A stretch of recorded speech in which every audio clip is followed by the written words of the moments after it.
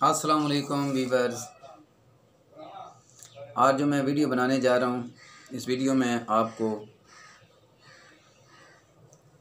ज़िंदगी और मौत के बारे में और इससे पहले और इसके बाद की बातें ज़िक्र करूँगा।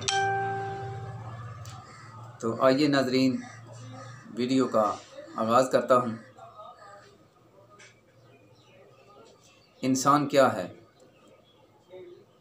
इंसान की ज़िंदगी क्या है? इंसान ज़िंदगी में क्या करता है? इंसान कुछ भी नहीं।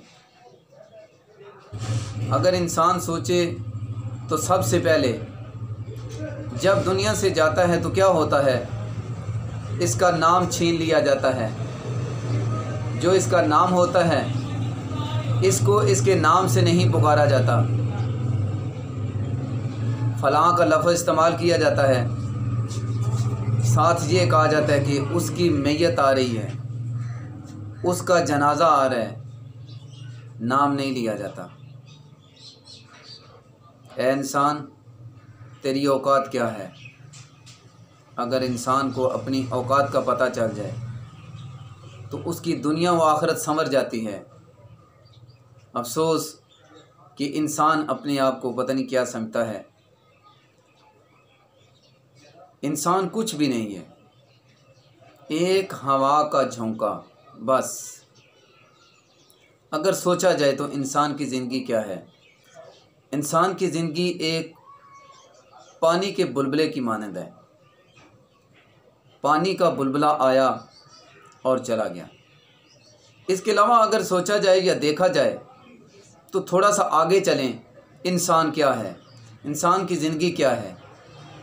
इंसान की पावर, ताकत और वो सब कुछ क्या है? अगर थोड़ा सा आगे चलें तो आपको एक ही चीज़ में इसका बहुत कुछ नज़ारा हो जाएगा। एक फ़िक्रा कहीं सुना था, एक शेर कहीं सुना था कि आते हुए अज़ां हुई, जाते हुए जमात। आते हुए अज़ां हुई, जाते हुए जमात, इतने से कलील वक्त में आया और चल दिया। मेरे प्यारे दोस्तों, इंसान की ज़िंदगी यही है और इंसान भी बस यही कुछ है कि अज़ान होती है और अज़ान के साथ जमात होने का टाइम कितना होता है? बस यही समझ लें कि अज़ान ख़त्म हुई और जमात हो गई। इंसान पैदा हुआ और समझे कि फ़ौत हो गया। दुनिया की रंगीनियाँ देख के, दुनिया के मज़े देख के, दुनिया के ये सारे नज़ारे, लहलाते नज़ारे देखकर इंसान दुनिया की रंगीनियों में तो खो जाता है, लेकिन इंसान ये सोचना छोड़ देता है कि इसने कल मरना भी है। ये आखिरत के लिए क्या कमा रहा है, कोई इसके बारे में इंसान नहीं सोचता। जो नहीं सोचता वो खसारे में रहता है। जो इसके बारे में सोचता है वही फ़ायदा आखिरत का भी पाता है और दुनिया का भी पाता है। तो मेरे प्यारे दोस्तों, बैठा हुआ था मेरे जहन में ये बात आई तो मैंने कहा छोटी सी वीडियो बना दूं कि इंसान कुछ भी नहीं है। अगर इंसान सोचे तो इंसान बहुत कुछ भी है। अगर इंसान ना सोचे तो इंसान कुछ भी नहीं है।